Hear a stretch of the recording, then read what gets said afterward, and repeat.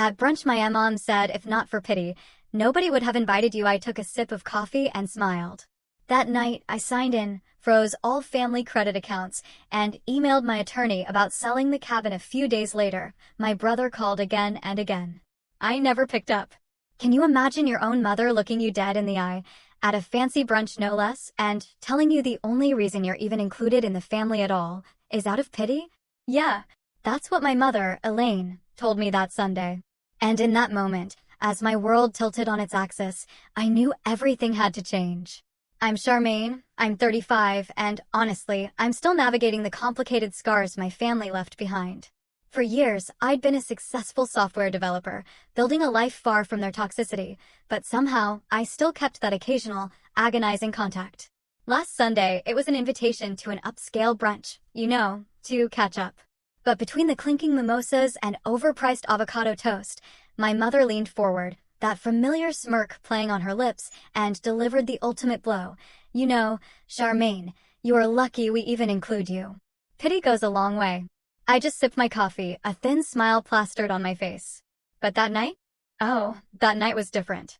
I logged in, disabled every single family credit account, and immediately emailed my lawyer about selling the family cabin. This wasn't just about money, this was about reclaiming my entire life.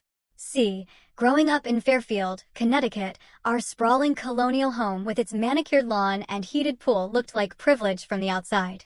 But inside, it was an emotional wasteland. Every corner of that 4-bedroom house permeated with an icy coldness, a fortress of expectations I could never quite meet. My childhood bedroom, painted pale blue at my mother's insistence despite my desperate plea for green, became my sanctuary and my prison. From elementary school through high school, I was the perfect student. Straight A's, honor societies, captain of the debate team. Yet, my achievements seemed to collect dust while my brother, Nathan, received lavish praise for his utterly mediocre baseball performance and average grades. At my high school graduation, where I delivered the valedictorian speech, my father, Richard, was checking his BlackBerry. My mother later complained my dress looked department store. "We expect excellence from you, Charmaine," my father would dismissively say whenever I showed him a perfect report card or academic award. "Nathan needs more encouragement. He's not naturally gifted like you." It was this constant, backhanded compliment, this twisted justification for their emotional neglect, that became the soundtrack of my youth. Our family wealth came from Richard Wilson Enterprises, a commercial real estate company my father built from scratch in the 80s. By the time I was 10, they owned shopping centers across 3 states. My mother, a former beauty queen, dedicated herself to climbing social ladders. She served on charity boards, not from compassion, but for connections. She hosted elaborate dinner parties where I was briefly showcased, like an exotic pet, before being sent back upstairs. It was always about appearances. The family cabin in Vermont, nestled on Lake Champlain with 6 bedrooms and a private dock, was the crown jewel of our public image, a symbol of wholesome togetherness. It appeared on our Christmas cards, a legend of happiness. In reality, weekends there meant my father working remotely, my mother planning social events on the phone, and Nathan glued to video games while I read alone on the dock, watching the lake. One Thanksgiving, when I was 12, I overheard my mother telling her sister on the phone, "Of course, Charmaine is smart, but she lacks social graces. Nathan has that natural charm people gravitate toward." After that, I never entered a room without announcing myself first. When I received a full scholarship to MIT for computer science, my parents seemed almost disappointed. "We could have paid," my father said, as if my achievement diminished their importance. Nathan, meanwhile, went to Boston College with mediocre grades, and our parents paid every expense, plus an apartment off campus. During college, I developed not only programming skills, but a keen financial acumen. I created a stock prediction algorithm for a class project that caught the attention of investment firms. By graduation, I'd turned my scholarship living stipend into a modest investment portfolio through careful market plays. Ironically, this financial insight led to my deeply complex entanglement with my family's money. After Nathan lost $40,000 in a single weekend trading penny stocks, my father asked me to keep an eye on things. This vague request somehow evolved into me becoming the unofficial family financial advisor by my late 20s. I established trusts, managed investment accounts, optimized their tax strategies, and digitized their entire financial infrastructure. I automated bill payments for their properties, created secure access systems for their accounts, and built redundancies that only I fully understood. All while building my own career at a financial software firm, eventually becoming a senior developer. My own apartment in Cambridge remained deliberately modest despite my growing personal wealth. A two-bedroom condo with industrial-style furnishings and walls lined with books became my true home, my sanctuary. Their friends, like Sophia and Jordan, who knew the real me, would gather for wine nights and honest conversations. In this chosen family, I found the genuine connections my biological family never provided. Yet, I maintained contact with my parents and brother. Out of some stubborn hope, I guess, that eventually they would see me, truly see me. Each birthday dinner, holiday gathering, every family event, just reopened wounds that never fully healed. I kept returning, managing their money, offering expertise they simultaneously relied on and dismissed. Charmaine has her little computer job, my mother would tell her friends at charity galas, where I occasionally appeared. We're so proud she found something that suits her analytical mind. She'd pat my hand while delivering these diminishing comments, making any objection seem oversensitive. My father maintained his emotional distance through work obsession. His rare direct communications came through texts, always asking for financial guidance or help with technological issues. Nathan, following the path cleared for him, joined my father in business, despite his obvious lack of aptitude. His position as Vice President of Development existed in title only, while junior employees handled his actual responsibilities. The irony never escaped me. Despite being treated as insignificant, I controlled the entire digital infrastructure of their financial lives. Every password, every account access point, every automatic payment flowed through systems I created and maintained. They required my expertise while pretending it was trivial. This contradiction created an unsustainable tension that had been building for years before that fateful brunch. The invitation came through a text message on a Wednesday afternoon while I was debugging code at work. Family brunch Sunday at Maison Bleu, 11 a.m. Your presence expected. No, please. No question mark. My mother always communicated in imperatives when it came to family appearances.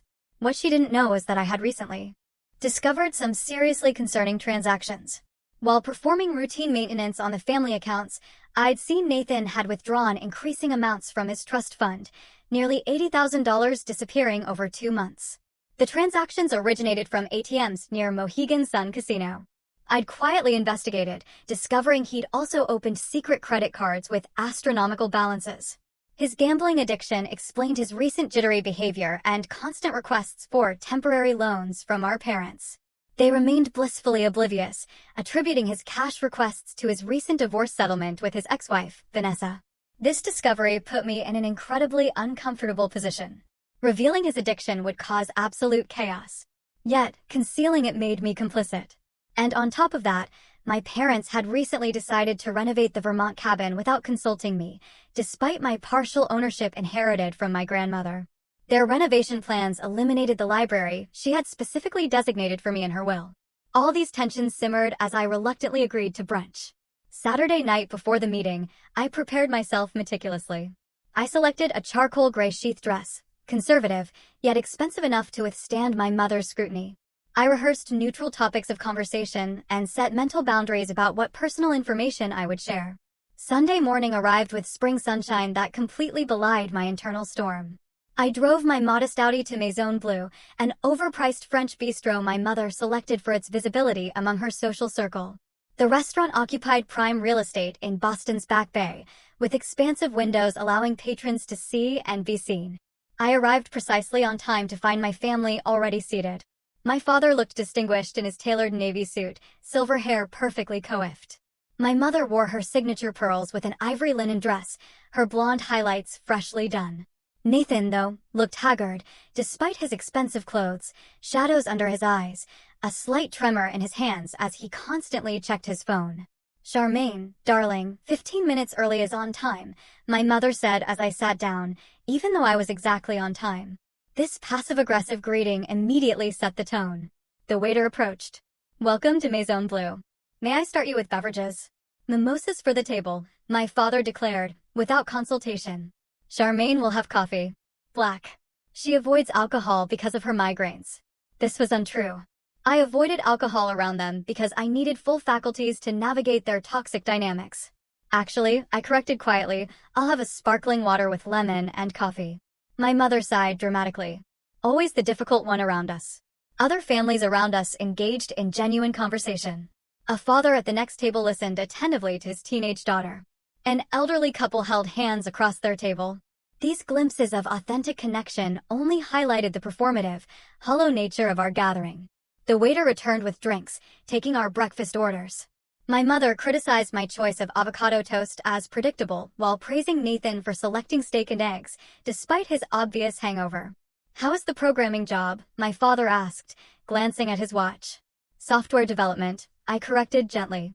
"My team just launched a new financial security platform that's been acquired by 3 major banks." "How nice," my mother interrupted, not even looking at me. "Nathan just closed the Westfield development deal. $40 million. Nathan shifted uncomfortably. I knew, from my access to the company accounts, that the Westfield deal had fallen through weeks ago. Another lie, maintained for appearances. "Congratulations," I offered neutrally, watching him avoid eye contact. The conversation continued with my mother dominating, discussing mutual friends, country club gossip, and subtle digs at my perpetual single status. "Jennifer Wilson just got engaged, her 3rd marriage, and here you are still waiting for your first. Though, with your particular personality, perhaps independence suits you better." I noticed a young server watching our table with concerned eyes. She had probably witnessed similar family dynamics before and recognized the ugly undercurrents. When she refilled my water, she offered a small, sympathetic smile.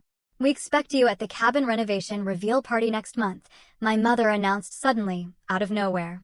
"We've invited everyone who matters." I was not aware renovations had been approved, I replied carefully. As a partial owner, I should have been consulted. My father waved dismissively. "Legal technicality. Your grandmother was sentimental. The renovations are necessary for modernization. The library was specifically designated for me in her will," I pointed out. "That musty room with all those books nobody reads? It's becoming a media room."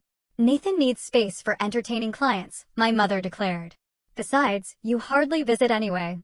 I felt my chest tighten, but maintained composure. "I visit monthly to maintain the property and accounts." Speaking of accounts, Nathan interjected nervously, "I might need some adjustments to my access levels for business purposes." He wanted higher withdrawal limits to fund his gambling. I realized this instantly.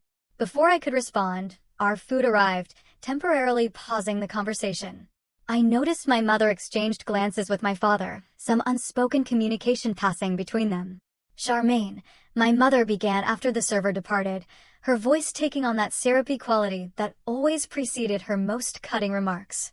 "We've been discussing your role in family matters." My father cleared his throat. "Your expertise has been valuable, but Nathan is taking a more active interest in the financial aspects of the business." Translation: they wanted to reduce my visibility into accounts to hide Nathan's problems. "I see," I replied, cutting my avocado toast into precise triangles. "That would require significant transitions. The systems are complex." "You always complicate things," my mother sighed. "Nathan has a financial advisor from Goldman Sachs now, a much more professional arrangement." I knew this was a blatant lie. No professional would approve Nathan's current financial behavior. The brunch continued, the tension mounting, leading inexorably toward the moment that would finally break my long-suffering patience. The pivotal moment arrived as our plates were cleared. A family with young children was seated nearby, their genuine affection for each other painfully apparent. The father helped his daughter cut her pancakes, while the mother listened intently to their son's animated story. My mother noticed my observation. "Some people are naturally suited for family life," she remarked pointedly. "It requires a certain warmth and flexibility." I sipped my now lukewarm coffee, saying nothing. "We're meeting with the interior designer for the cabin renovations on Tuesday," my father announced, checking emails on his phone. "The contractor estimates completion by July. I would prefer if my designated space remained intact," I said quietly but firmly. "Grandmother Elise specifically wanted me to have that library." Nathan snorted. "You and those books. We need space people will actually use." "I use it," I countered. "I work remotely from there when maintaining the family accounts." "About those accounts," my mother interjected, her voice hardening. "We feel it would be best if you transferred everything to Nathan's new financial team. It's inappropriate for you to have such access to family matters when you are so removed from our daily lives." The insinuation was clear. After years of managing their financial affairs without compensation or appreciation, I was being pushed aside because I might discover Nathan's gambling problem or object to their renovation plans. Is my involvement in family finances causing problems? I asked directly. My father finally looked up from his phone. We simply think clearer boundaries would benefit everyone. Your technical skills were useful during the digital transition, but professional management makes more sense now. Professional management, I repeated, through Nathan's connection? My brother shifted uncomfortably. My guy is top tier. Harvard Business School. A blatant lie. I maintained my composure, though internally my thoughts raced. They wanted to remove my access because I knew too much, not because they had better options. Well, I said carefully, transferring the systems would require significant documentation. The security protocols are intricate. You always make everything so complicated. My mother sighed dramatically. This is exactly why family gatherings are so tense. Your constant need to assert control. I don't need to assert control, I replied. I designed the systems you all rely on. Transitioning requires proper procedures. My mother placed her napkin on the table with a flourish, then leaned forward. Her eyes glinted with a cold satisfaction as she delivered the line that would change everything. You know, Charmaine, you are lucky we even include you in family matters at all. Pity goes a long way. Most people would have given up trying to integrate someone so difficult. The restaurant seemed to fall silent around us, though objectively the ambient noise continued. My father continued scrolling on his phone, tacitly approving her statement through his silence. Nathan gave an uncomfortable laugh, glancing around as if concerned someone might have overheard. In that moment, memories cascaded through my mind. My 8th birthday when they forgot to invite my friends. High school graduation when my achievements were minimized. College move-in day when they dropped me off early to attend Nathan's baseball game. Year after year of subtle and overt messages that I was an obligation, not a beloved family member. Externally, I remained calm. I slowly placed my coffee cup on its saucer, feeling the cool ceramic against my fingertips. I straightened my napkin precisely on my lap. When I finally looked up, I smiled. Thank you for your honesty, Mother, I said, my voice steady despite the earthquake happening within me. She seemed momentarily disoriented by my calm response. She had expected tears or anger or defensive arguments. My composed acknowledgement left her without a follow-up script. Well, she finally said, a little flustered, I am simply being truthful. Family harmony requires accepting one's place. Indeed, it does, I agreed, maintaining eye contact until she looked away first. The remainder of brunch proceeded with tense small talk. My father discussed stock market trends, without recognizing the irony that his knowledge came from reports I had prepared. Nathan checked his phone repeatedly, likely monitoring sports betting odds. My mother commented on the attire of other patrons, finding flaws in everyone. I observed them as if from a great distance. The subtle family dynamics were so clear now. My father using work to avoid emotional engagement. My mother weaponizing social expectations to maintain control. Nathan enabled and coddled until he became entitled and irresponsible. And me, the competent one, simultaneously relied upon and diminished. The couple at the next table paid their bill and departed, the husband helping his wife with her coat in a gesture of genuine care. The contrast with my own family was stark and painful. What would it be like to be valued simply for existing, not for what services I could provide? When the check arrived, my father handed over his platinum card without glancing at the total. This card was connected to accounts I had established and maintained. The irony was not lost on me. We expect you Tuesday for the design meeting, my mother stated as we prepared to leave. Not a request, but a command.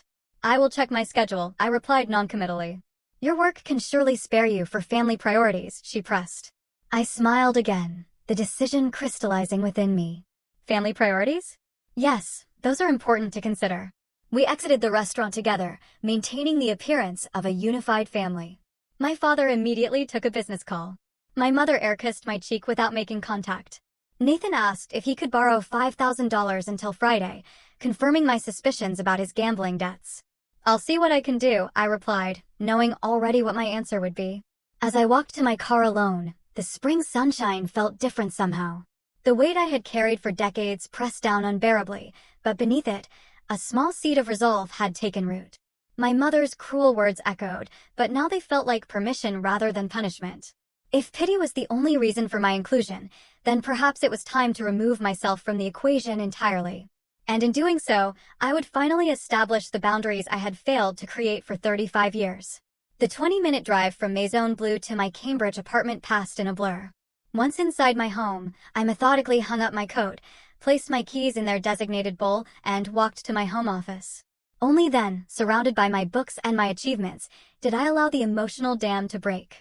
Tears came silently at first, then in heaving sobs that bent me forward in my ergonomic desk chair.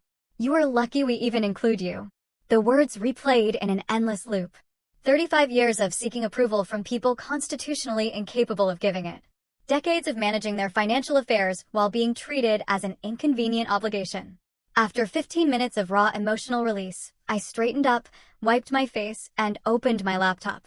Grief would have its time, but first I needed information and a plan. I logged into the family financial dashboard I had created. The interface showed interconnected accounts, properties, investments, and credit lines, the Wilson family financial empire in digital form, all accessible through authentication protocols I had designed.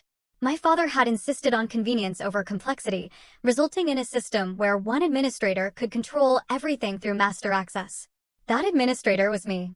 I began systematically documenting everything: account numbers, access credentials, transaction histories, property deeds, investment portfolios, credit lines, insurance policies, trust fund structures, tax filings.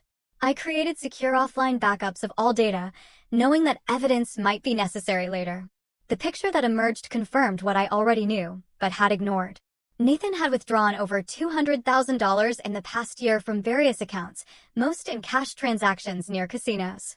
My parents had spent nearly $1 million on luxury expenses while complaining about charitable donations I had automated from their accounts. And the Vermont cabin renovations had been contracted for $800,000 without proper permits or notification to me as partial owner. The library my grandmother had legally designated for me was scheduled for demolition next week. I opened a secure document and began outlining my options. As I cataloged the financial systems I controlled, the legal rights I possessed, and the leverage available to me, a plan formed with crystalline clarity. For once, the very qualities my family dismissed as difficult would serve me well: my attention to detail, my technical knowledge, and my methodical approach to problem-solving. First, I needed legal counsel. I contacted Jordan, my closest friend, who happened to be a corporate attorney. "I need a referral for someone specializing in family financial disputes and property rights," I explained after briefly summarizing the situation. "Vanessa Hargrove," Jordan replied without hesitation. "She handled my sister's complex divorce. Brilliant, ethical, and absolutely fearless. I'll text you her contact information." Next, I made a comprehensive list of all family accounts requiring immediate attention for primary credit cards used by my parents, 3 credit cards used exclusively by Nathan, 2 joint checking accounts, the main family investment portfolio, property management accounts for 5 properties, including the Vermont cabin, automatic bill payment systems for all properties, tax preparation access accounts, trust fund management interfaces. For each, I noted my legal relationship, access level, and potential actions. As the designated administrator, I had the right to suspend access pending security reviews, a provision my father had approved without reading the fine print years ago. I also reviewed my grandmother Elisa's will regarding the Vermont property. The document clearly stated, "The library at the Lake Champlain property is bequeathed specifically to my granddaughter Charmaine Wilson for her lifetime use, to remain intact as a place of learning and reflection." The planned renovation directly violated this legally binding provision. By 9 p.m., my emotions had stabilized and my plan had solidified. I would not act from anger, though anger was justified. I would not seek revenge, though the opportunity presented itself. Instead, I would simply stop protecting them from the consequences of their actions while asserting my own legal rights. I prepared a simple meal of pasta and salad, eating mechanically while reviewing potential outcomes. My family would be angry. They would threaten and cajole.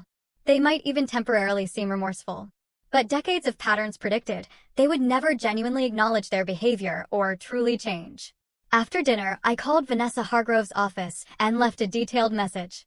Then I wrote emails to my supervisor requesting 2 personal days and to my therapist asking for an emergency session. Self-care would be essential during this transition. At precisely 11 p.m., I began executing the first phase of my plan. I logged into the master financial dashboard with my administrator credentials.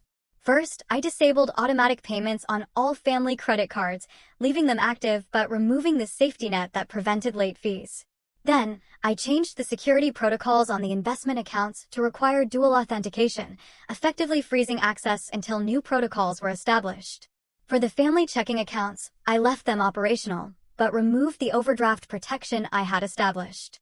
Nathan's secret credit cards, obtained through his connection to family accounts, would be the first to feel the effect when his automatic payments failed.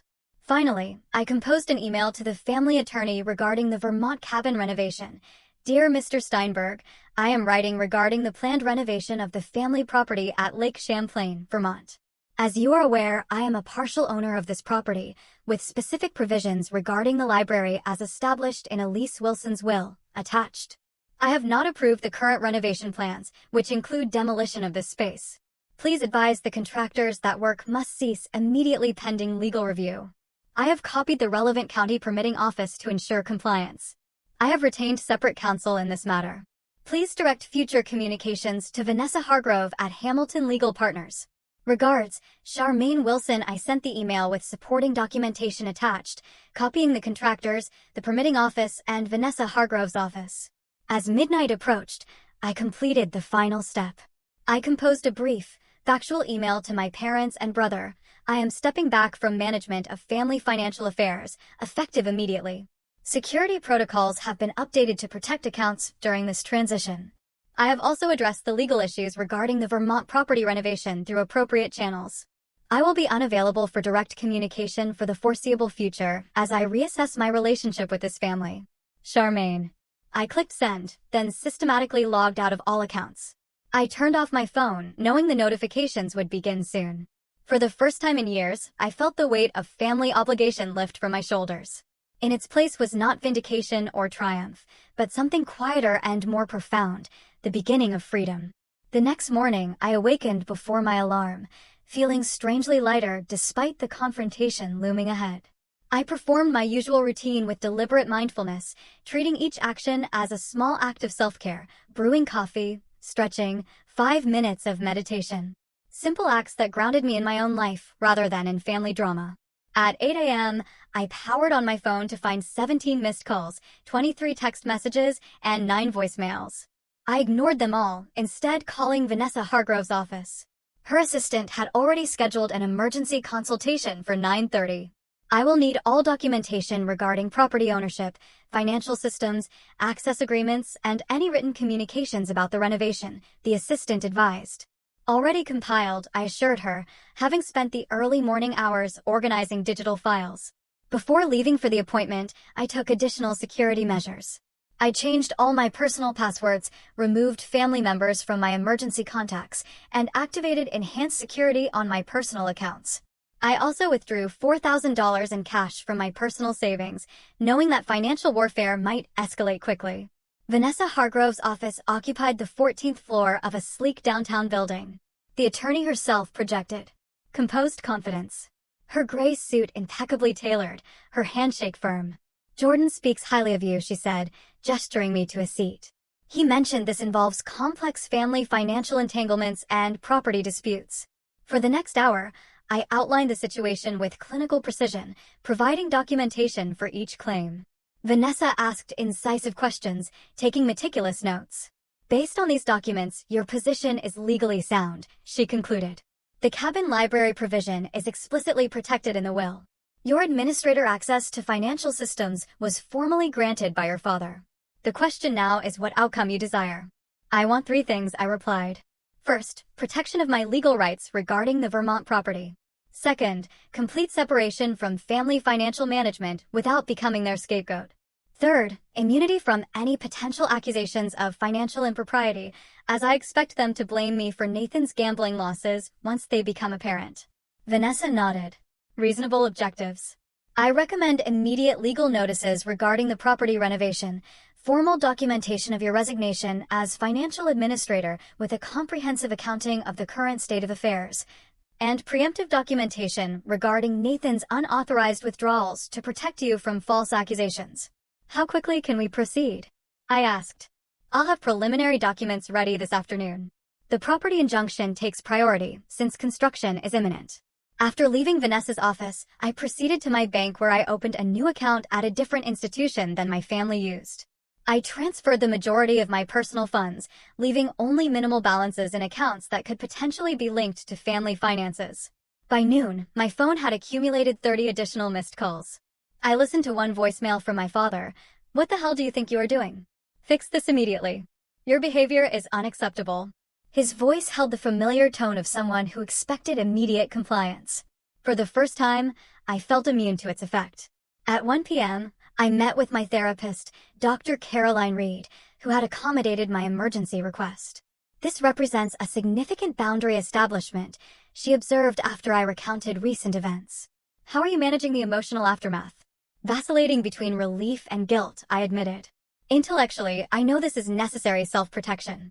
Emotionally, decades of conditioning are hard to overcome." "The guilt is a programmed response," Dr. Reed reminded me. "Your family installed those buttons precisely to prevent this kind of self-advocacy." I spent the afternoon working with Vanessa's team, signing affidavits and reviewing legal notices. By 5 p.m., the following actions had been taken. Emergency injunction filed against the Vermont cabin renovations based on will provisions. Formal resignation as family financial administrator with complete documentation of account statuses. Certified letters prepared for all financial institutions documenting the change in authority. Evidence of Nathan's gambling withdrawals placed in secure legal hold. Security company contracted to change locks on my apartment and install enhanced surveillance. What should I expect next? I asked Vanessa as we concluded our session. "Escalation, then negotiation," she replied. Bluntly. "They will first attempt to intimidate you into reversing course. When that fails, they will offer concessions to regain control. Throughout, they will likely attempt to access accounts and bypass the security measures you implemented." Her prediction proved accurate. By evening, my brother had progressed from angry texts to thinly veiled threats. "You have no idea what you are doing to this family. Dad is considering legal action. Fix this now before you cannot undo the damage." I did not respond, instead focusing on my own security. I contacted my workplace security team, advising them not to allow family members access to the building. I informed my apartment building management about potential unwanted visitors. I even called local police on their non-emergency line to document the situation in case of escalation. That night, I performed a small ritual of reclamation. I deleted the family calendar from my phone, removing birthdays and anniversaries that had dictated my schedule for years. I unsubscribed from my mother's country club newsletter. I removed family photos from my living room, replacing them with art I had always wanted to display, but had hidden away to avoid their criticism. Each small act reinforced my resolve. This was not merely financial disentanglement, but emotional emancipation. The systems of obligation and diminishment that had defined my family relationships were being dismantled methodically, just as I had once built their financial infrastructure. The next morning brought the first serious consequence. Nathan called from a new number I had not blocked. The credit card company declined my payment, he said without preamble when I answered. "I need $30,000 by tomorrow or there will be serious problems." "What kind of problems?" I asked calmly. "Casino markers," he admitted after a pause. "Look, I know you're upset about what Mom said. But this is serious. These are not people you mess with." "Your gambling debts are not my responsibility," I replied. "But you're the one who disabled the payment systems," he shouted. "You did this on purpose." I resigned as administrator after being told my involvement was no longer wanted. I responded evenly. "The transition has consequences." Dad is furious. He cannot access the investment accounts. Mr. Phillips at First National Bank can help him establish new security protocols. I provided complete documentation in my resignation letter. "This is not a game, Charmaine," Nathan warned. "You are destroying the family." "The family was destroying me," I replied, then ended the call. Within the hour, my father attempted similar tactics through his attorney, who called Vanessa directly. She later reported that they demanded immediate restoration of all access in exchange for discussing my concerns about the cabin renovation. I advised them that access protocols were changed as part of your formal resignation from financial management duties, with complete documentation provided for continuity, Vanessa explained. Regarding the cabin, I informed them that construction must cease immediately, pursuant to the injunction, which has already been served to the contractors. By the third day, the initial shock tactics gave way to the predicted negotiation phase. My mother sent an email with a very uncharacteristic apology. Perhaps my words at brunch were hasty. Family disagreements are normal, but should be resolved within the family. Please call so we can discuss restoring the accounts and moving forward together. I forwarded it to Dr. Reed, who responded, classic minimization and attempt to re-establish control. Notice how the apology is vague, includes no specific acknowledgement of harm, and immediately pivots to demands. I did not respond to my mother's message or to subsequent attempts at contact from any family member. Instead, I focused on rebuilding my life without the constant drain of their needs and expectations. Each day without managing their finances or absorbing their criticism felt like recovering from a long illness, strength returning gradually but steadily. The first month after what I now called the brunch incident passed in a blur of legal proceedings, financial disentanglements, and personal recalibration. My family cycled through predictable stages: anger, threats, bargaining, and finally, strategic reconciliation attempts. Nathan was hit hardest by the immediate consequences. Without access to family funds, his gambling debts came due with no safety net. According to mutual acquaintances, he was forced to sell his luxury condo and move into a modest apartment. His Mercedes was repossessed after 3 missed payments. The casino markers required intervention from my father, who reportedly paid over $100,000 to prevent more serious consequences. My parents faced their own adjustments. The credit card suspensions resulted in embarrassing declined transactions at social events. My father had to personally contact financial institutions to establish new access protocols, a task he had always delegated.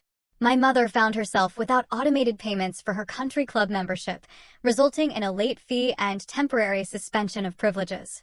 The Vermont cabin renovation became a legal battle that quickly expanded beyond the library. County inspectors, alerted by Vanessa's filings, discovered multiple code violations and insufficient permits. Construction was halted indefinitely, pending comprehensive review. My parents faced potential fines for proceeding without proper approvals. Through all this, I maintained strict communication boundaries. All contact went through Vanessa, who provided me with weekly summaries rather than forwarding every message. I changed my personal email and phone number, sharing the new contact information only with trusted friends and colleagues. My professional life flourished in the absence of family demands. Freed from constant interruptions for tech support and financial management, I completed a major project ahead of schedule, earning recognition from senior management. I accepted a speaking opportunity at a financial technology conference, something I had previously declined due to family obligations that inevitably arose whenever I had important commitments. Sophia and Jordan formed a protective circle around me, vetting invitations and providing sanctuary when memories became overwhelming. Other friends I had neglected while prioritizing family needs reconnected, surprised and pleased by my newfound availability. "You seem different, my friend," Alexis commented during a dinner 6 weeks after the brunch. "More present somehow." "I'm learning to exist without constant vigilance," I explained, without anticipating criticism or demands. Around the 2-month mark, my brother escalated his attempts to reach me. He appeared at my workplace, but security had been briefed and denied him entry. He left handwritten notes at my old apartment, which the property manager forwarded to me. The messages grew increasingly desperate as his financial situation deteriorated. "Please help me. I know I have a problem. I need your expertise to fix this mess," one note read. For the first time, he acknowledged his gambling addiction, though primarily as leverage to regain my assistance. My parents adopted different strategies. My father attempted to use business connections to pressure me, having colleagues casually mention family concerns during professional interactions. My mother spread strategic misinformation among her social circle, portraying herself as the worried parent of a daughter having a breakdown. "We're giving her space during this difficult time," she told mutual acquaintances, recasting my boundary enforcement as mental instability. 3 months after the brunch, I received an unexpected communication. The Vermont town clerk contacted me directly about the cabin property. "We have received inquiries about selling the property," she explained. "As a co-registered owner, your signature would be required. I wanted to confirm you were aware of these discussions." This was the first I had heard of selling the cabin. Apparently facing renovation complications and unable to use the property as planned, my parents were attempting to liquidate the asset without involving me directly. Vanessa immediately filed additional legal notices protecting my ownership interest. They cannot sell without your consent, she assured me. This appears to be a pressure tactic. Indeed, the following day brought the first direct communication from my father in months. The cabin situation has become untenable due to your obstruction. We have interested buyers prepared to offer $7 million. Your share would be substantial. Contact me to discuss terms if you want to be included in this opportunity. The implicit threat was clear: cooperate or be excluded somehow. Vanessa advised that no legal mechanism existed for them to sell without my consent, making this an empty threat designed to prompt engagement on their terms. I did not respond. For months after the brunch confrontation, financial reality forced more significant changes in my family's circumstances. Nathan, now attending Gamblers Anonymous, according to mutual friends, took a legitimate job at an insurance company, far below his previous executive position. My father, facing investment losses without my management, downsized his company operations and sold one of their vacation properties in Florida. My mother resigned from 2 charity boards, citing family priorities, but actually unable to maintain the expected donation levels. Throughout this period, I continued my own healing journey. Weekly therapy sessions helped me recognize and counter the ingrained beliefs about my worth and role. I established a regular meditation practice. I took a pottery class I had always been interested in, but had dismissed as impractical. I dated casually for the first time in years, no longer worried about family interrogations about potential partners. 5 months into this new reality, my mother attempted a different approach. She appeared unannounced at a charity event I attended, calculating correctly that I would not create a scene in public. "You look thin," she said, intercepting me near the restrooms. She had lost weight, and her designer outfit seemed last season rather than her usual cutting-edge style. "Thank you," I replied neutrally. "I need to return to my table." "This separation has gone on long enough," she continued, as if I had not spoken. "Your father and I are prepared to forget recent unpleasantness. Nathan is doing better. The family needs to reunite." "I am not available for that discussion," I stated calmly. "We are still your family," she insisted, a familiar edge entering her voice. "You cannot simply erase 35 years of history." "I am not erasing history," I replied. "I am honoring it by finally responding appropriately to it." I walked away before she could respond, rejoining my friends at our table. Later, I learned she had left the event immediately after our encounter. The 6th month.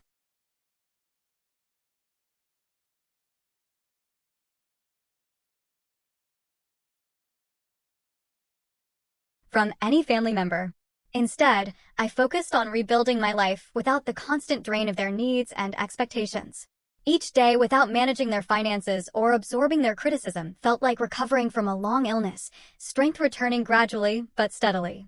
The first month after what I now called the brunch incident passed in a blur of legal proceedings, financial disentanglements, and personal recalibration. My family cycled through predictable stages: anger, threats, bargaining, and finally, strategic reconciliation attempts. Nathan was hit hardest by the immediate consequences. Without access to family funds, his gambling debts came due with no safety net. According to mutual acquaintances, he was forced to sell his luxury condo and move into a modest apartment. His Mercedes was repossessed after 3 missed payments. The casino markers required intervention from my father, who reportedly paid over $100,000 to prevent more serious consequences. My parents faced their own adjustments. The credit card suspensions resulted in embarrassing declined transactions at social events. My father had to personally contact financial institutions to establish new access protocols, a task he had always delegated. My mother found herself without automated payments for her country club membership, resulting in a late fee and temporary suspension of privileges. The Vermont cabin renovation became a legal battle that quickly expanded beyond the library. County inspectors, alerted by Vanessa's filings, discovered multiple code violations and insufficient permits. Construction was halted indefinitely, pending comprehensive review. My parents faced potential fines for proceeding without proper approvals. Through all this, I maintained strict communication boundaries. All contact went through Vanessa, who provided me with weekly summaries rather than forwarding every message.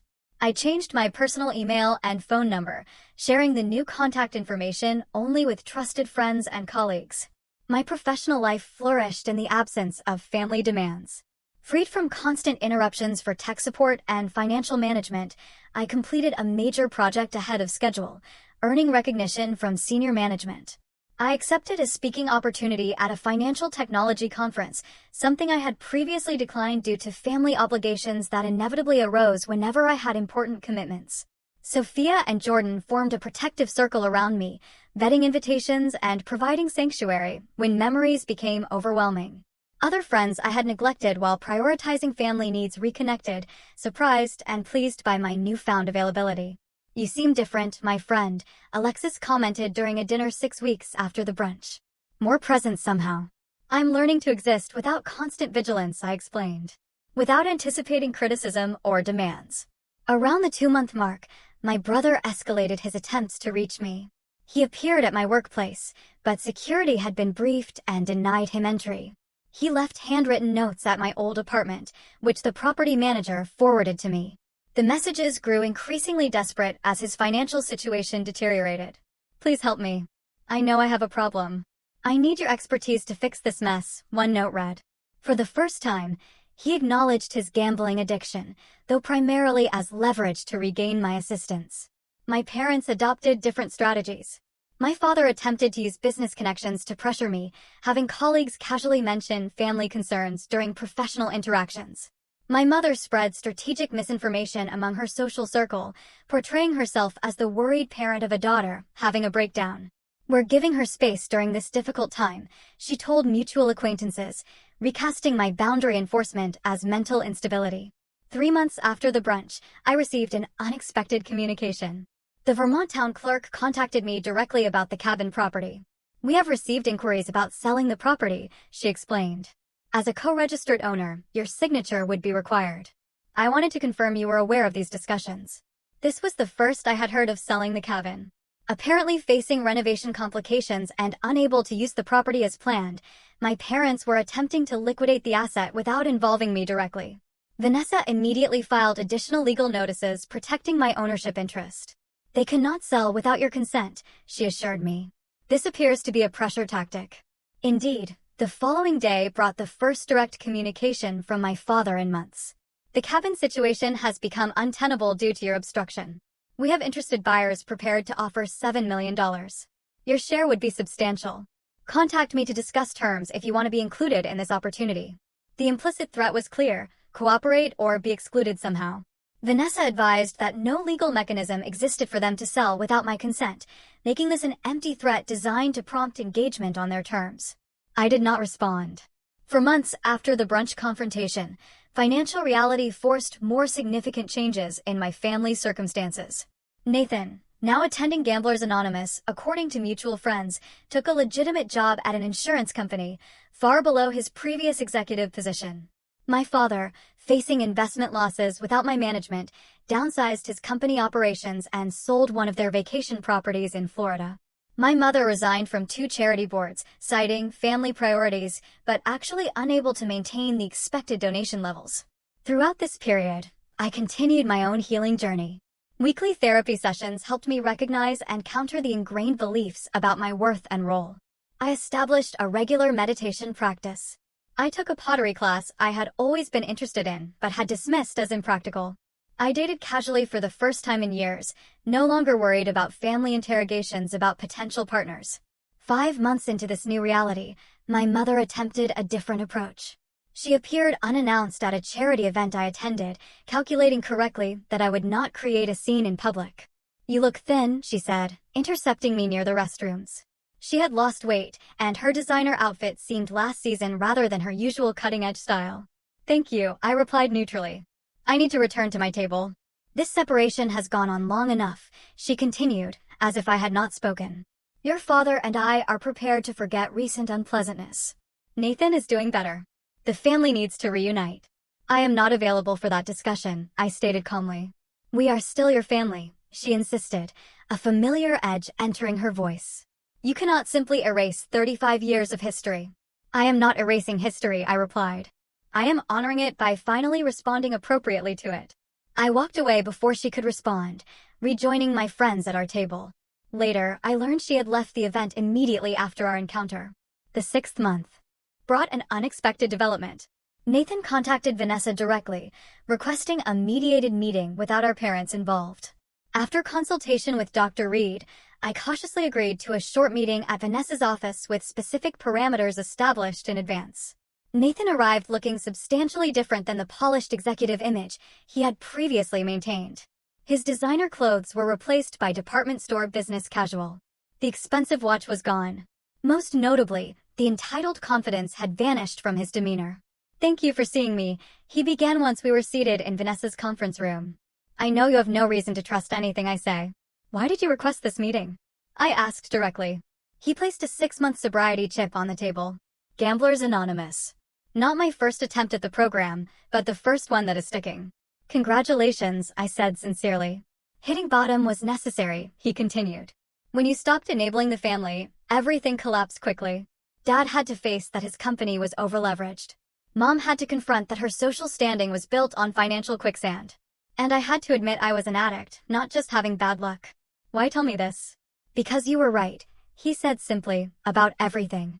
And none of us would have changed without what you did." He paused. "I'm not asking for money or help or even forgiveness.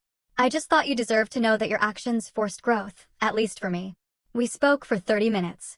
He detailed his recovery program, his new modest job with its regular hours and accountability, his studio apartment where he lived within his actual means for the first time. He did not ask about my life or attempt to extract promises for future contact. As the meeting concluded, he said something that pierced the careful emotional walls I had constructed. "I always knew you were the strongest one of us. I just never understood that your kind of strength was the one that mattered." I did not commit to future contact, but agreed to consider it if his recovery remained consistent. It was the first family interaction in 6 months that did not leave me feeling diminished or drained. Our parents, however, maintained their position. When they learned of my meeting with Nathan, they attempted to leverage it as an opening for their own demands.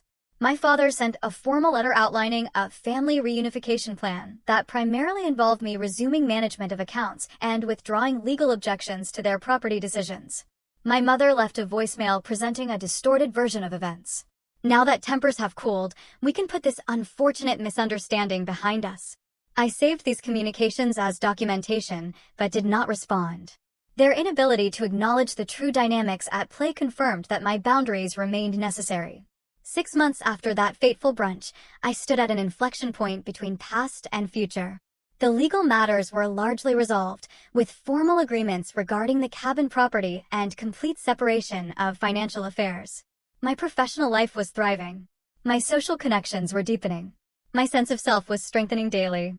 The path forward remained uncertain. But for the first time, that uncertainty felt like freedom rather than anxiety. I had learned that family connections, when toxic, were not obligations to be endured, but patterns to be broken. The words that had once wounded me so deeply, "You're lucky we even include you," now seemed like the key that had unlocked my prison door. 6 months evolved into a year. Seasons changed. Holidays passed. Life continued its forward momentum.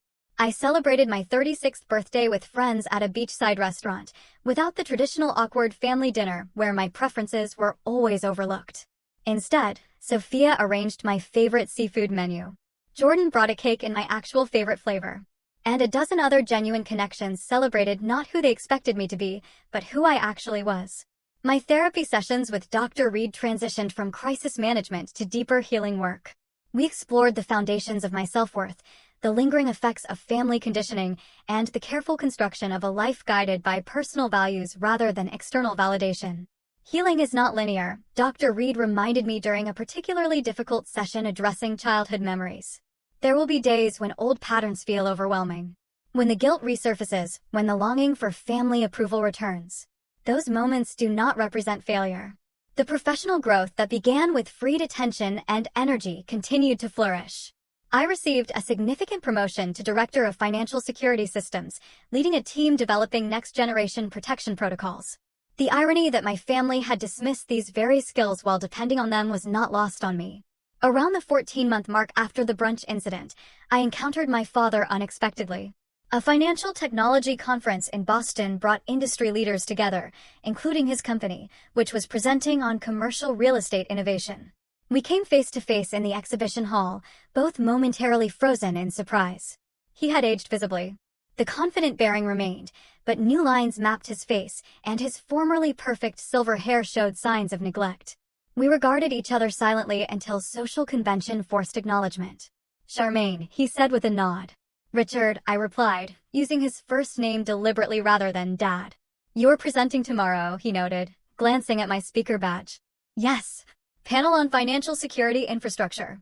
An awkward silence stretched between us, decades of unspoken truths creating an unbridgeable chasm in the crowded conference hall. Your brother is doing better, he finally offered. 1 year sober next month. I know, I said. We speak occasionally. This clearly surprised him. Nathan had kept our cautious reconciliation private, maintaining his own boundaries with our parents as part of his recovery. Your mother would like to hear from you, he said, his tone carrying the familiar expectation of compliance. That would require acknowledgement of past patterns and commitment to different behavior, I replied evenly. He stiffened slightly. Families disagree, Charmaine. Holding grudges serves no purpose. This is not about grudges. This is about patterns of interaction that are harmful. We provided everything for you, he began, the defensive justification rising automatically. Material provisions without emotional connection or respect, I countered. But this is neither the time nor place for that discussion. Another industry colleague approached, greeting me warmly and creating a natural conclusion to our uncomfortable exchange. My father nodded curtly and moved away, his posture communicating the familiar dismissal I had experienced throughout childhood. Yet, something had fundamentally changed. His disapproval no longer triggered anxiety or inadequacy. I observed it with the clinical detachment of recognizing an ineffective pattern rather than an authoritative judgment. The Vermont cabin situation resolved through legal channels. Eventually, unable to renovate as planned due to permit issues and my protected interest in the library, my parents ultimately proposed a buyout of my ownership share. After careful consideration and consultation with Vanessa, I agreed to fair market terms that recognized both my inheritance rights and the property's appreciated value. I used part of the proceeds to purchase a small waterfront cottage on a quiet lake in New Hampshire. The property featured a wall of windows overlooking the water and ample built-in bookshelves throughout. It became my weekend sanctuary, the place where I could hear myself think without the echoes of family criticism. My relationship with Nathan evolved gradually through careful, boundary-read interaction. Our monthly coffee meetings provided space for authentic connection without the distorting presence of our parents. He maintained his sobriety, worked his program faithfully, and slowly rebuilt his life on a foundation of accountability rather than entitlement. I dream about gambling almost every night, he confessed during one meeting. My therapist says that's normal, that the neural pathways take years to reform. What helps when the urges come? I asked, remembering the consequences. Not just financial, but who I became when I was using. The lies. The manipulation. The person I don't want to be again. This level of self-awareness represented profound change. While our relationship would never be uncomplicated, it contained growing elements of mutual respect previously absent. My mother proved less capable of evolution. After my encounter with my father at the conference, she launched a campaign of indirect communication through mutual acquaintances, social media overtures, and carefully orchestrated public encounters. Each attempt carried the same underlying message: return to the established patterns without acknowledgement of their harm. I maintained consistent boundaries without malice.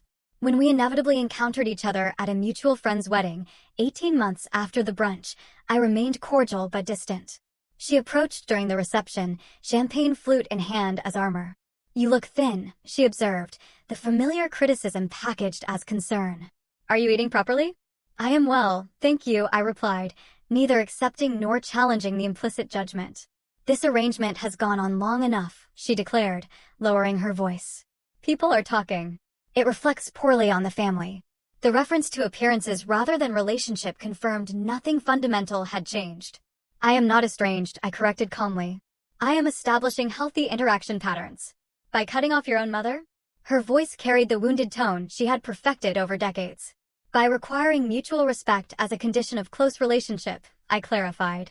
She shook her head slightly, unable to process a paradigm where her behavior, not my reaction to it, created the current reality. You always were difficult, she sighed, falling back on the familiar narrative. No, I said with newfound clarity. I was always clear about my needs and boundaries. That clarity was labeled difficult because it did not serve others' preferences. Our interaction ended shortly after, with neither resolution nor escalation. Like my encounter with my father, it confirmed that while people can change, not everyone chooses to. Some remain committed to narratives that preserve their position, regardless of the relationship cost. 2 years after the brunch that catalyzed transformation, I sat on the dock at my New Hampshire cottage, watching the sunset paint the lake in gold and crimson. A journal rested in my lap, its pages filled with reflections on the journey from that momentous Sunday to the present. The healing process had been neither linear nor simple. Certain dates still triggered emotional echoes. Holidays carried complicated memories. Dreams sometimes replayed old family dynamics with painful clarity. Yet the overwhelming trajectory pointed toward wholeness rather than fragmentation, growth rather than stagnation. I had learned crucial lessons through this painful but necessary separation. True family is defined by mutual respect and care, not biological connection or obligation. The chosen family I had built around me demonstrated this daily through authentic interaction. Boundaries are not punishments, but essential elements of healthy relationships. By establishing and maintaining clear expectations about treatment, I had created space for genuine connection where possible and protection where necessary. Financial entanglement often masks emotional manipulation. The appearance of generosity through material provision while withholding emotional support creates toxic dependency. True independence requires both material and emotional autonomy. Healing begins with acknowledging reality rather than preserving comfortable illusions. By naming the dynamic accurately, "You are lucky we even include you," I had been able to respond appropriately rather than continuing patterns of diminishment. Most importantly, I had learned that self-worth cannot be externally validated. The approval I had sought for decades could never have fulfilled its promise, because it was conditional on my utility rather than my inherent value. True security came from within, from living authentically aligned with personal values rather than external expectations. As darkness settled over the lake, I closed my journal and watched stars emerge in the clear northern sky. The future remained unwritten. Perhaps continued healing would eventually allow new forms of family relationship based on mutual respect rather than historical patterns. Perhaps some connections would remain necessarily distant for emotional health. Either outcome represented success rather than failure, because both honored authentic needs rather than obligatory roles. The journey from that brunch table to this peaceful evening had been arduous, but necessary. The words that once wounded me now seemed like the catalyst for liberation, the moment when denial could no longer sustain itself against obvious truth. In acknowledging that I was included out of pity, my mother had inadvertently released me from seeking inclusion on such harmful terms. Seriously, I'd love to hear your thoughts on this. Have you ever had to set boundaries with someone you loved, even when it was incredibly painful? Have you found your own voice after years of being diminished or misunderstood? Let me know in the comments below.